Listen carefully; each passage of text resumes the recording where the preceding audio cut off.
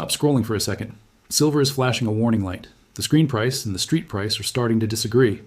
When that happens, it's not trivia for traders. It's the market telling you that delivery is becoming the scarce product. If you only watch one benchmark, you'll miss the shift. The real signal is the gap between paper quotes and physical checkout prices.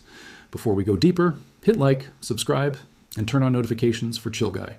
If this story moves fast, you'll want the next breakdown immediately. Drop a comment with the date and time you're watching.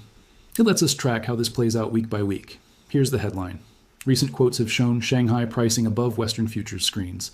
When spreads reach double digits per ounce, stress can be building. A premium is a price for certainty. It means buyers are paying extra for metal they can secure now.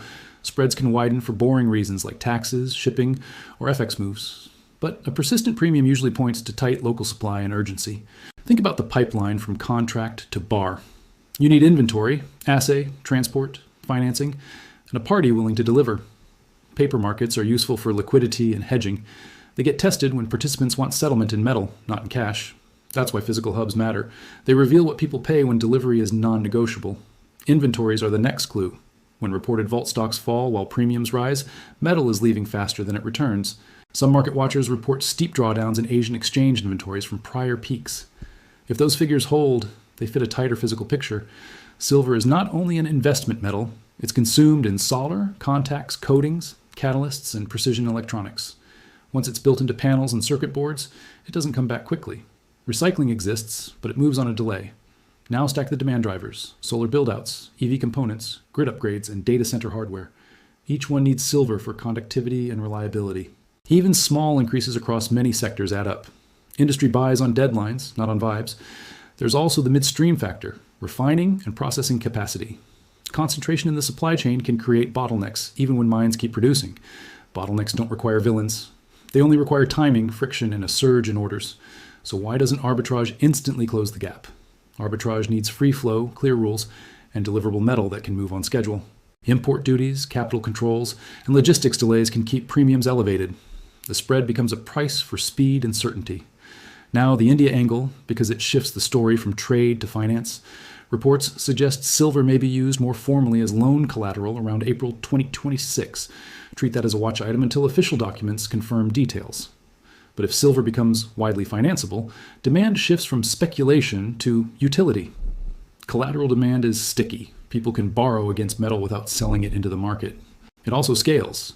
If households and small businesses can pledge silver, bars become working capital.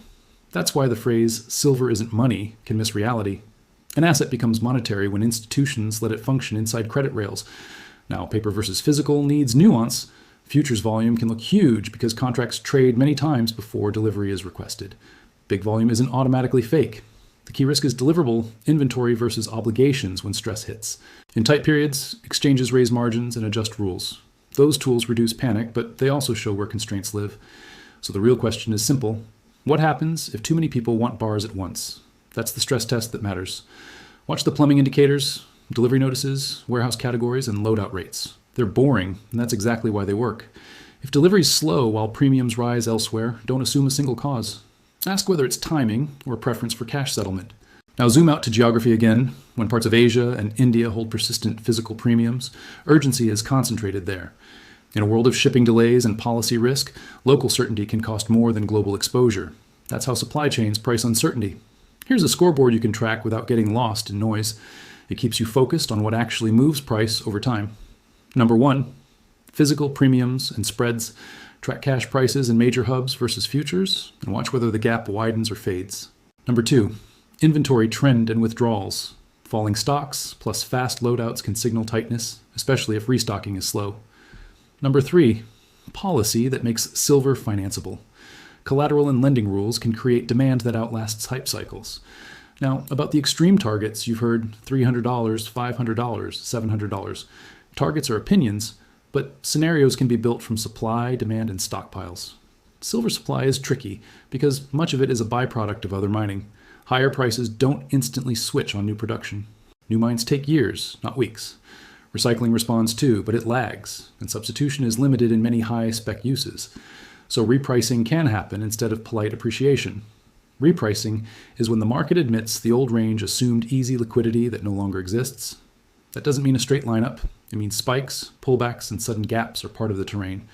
If you hold silver, volatility will test your conviction. The question is whether you own metal or a structure that can change the rules. Block 2. Physical metal has no counterparty, but it has storage and liquidity trade-offs. Paper exposure has convenience, but it carries settlement and rule risk. If you use ETFs or unallocated accounts, read the documents like you actually need them. Focus on custody, redemption, and what triggers alternative settlement. Ask one blunt question. Can you convert your position into bars on demand? If the answer is maybe, price that risk into your plan.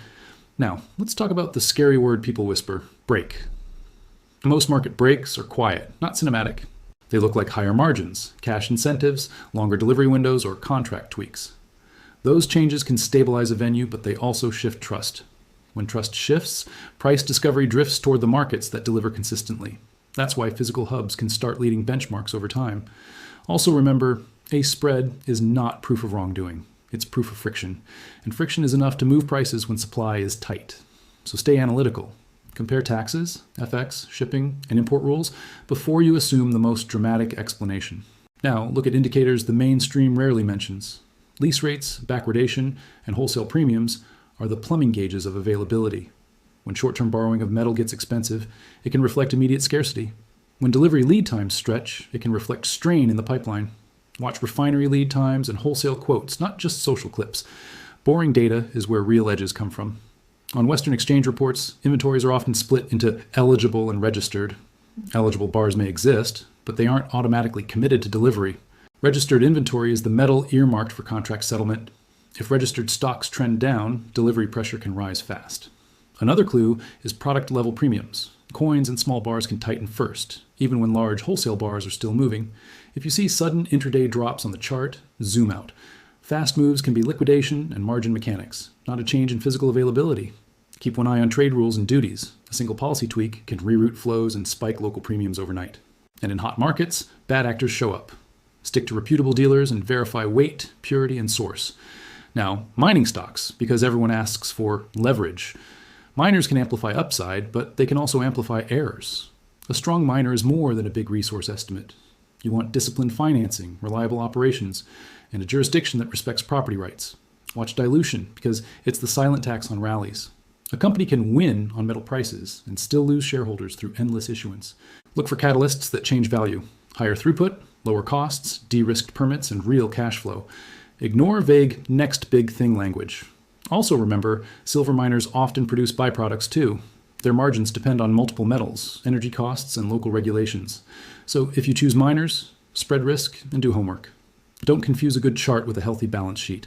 Now connect silver to the macro backdrop. When deficits persist and confidence in currency wobbles, investors rotate toward hard assets. Silver often moves faster than gold because it's smaller and more volatile. That volatility can feel brutal, but it's also how repricing shows up. At the same time, silver is an industrial input. If growth expectations rise, manufacturers still need supply regardless of sentiment. That's why silver can get two bids at once: industrial demand and monetary hedging. When both bids hit together, inventory becomes the bottleneck. So what do you do with this without panicking? You build a plan that matches your horizon, your risk, and your need for liquidity. If you hold physical, focus on storage, insurance, and access. The best position is one you can hold calmly through pullbacks. If you trade paper, treat it like trading. Size positions. So margin changes don't force you out at the worst moment. If you're new, start with education, not urgency. Learn spot versus premium, bar sizes, dealer spreads, and tax effects on final pricing. Now, about those reported local prices, you hear $130 here, $170 there. Local quotes can include tax, scarcity, and dealer spread, so compare like for like. What matters is the direction of premiums across multiple regions. A broad, persistent rise is harder to dismiss as a one-off. Here's a simple weekly routine that keeps you grounded. Check a futures quote, a major dealer's delivered price, and a wholesale premium in one key region. If the gaps widen, physical is leading. If they narrow, stress is easing and paper is catching up. And don't forget timing effects. Holidays, shipping backlogs, and new regulations can create temporary distortions that fade after a few weeks. But if distortions keep compounding, the market is telling you something structural. Structural signals show up as repeated premiums, not one viral screenshot. One more reminder, be careful with absolute claims online. Markets are complex and simple stories are rarely complete. Your edge is discipline. Track data, verify sources, and let repeatable signals guide your conviction. If Asia keeps paying up for bars, delivery is becoming more valuable than exposure. That's a pricing shift, not just a trading story. If policy in India truly expands collateral use, that adds another demand lever. If it doesn't, the industrial story can still keep the market tight.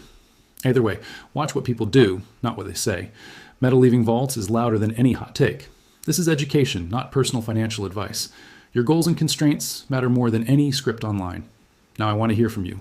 Physical, paper, miners, or sidelines? Comment your date and time, hit like, subscribe to Chill Guy, and share this with one friend.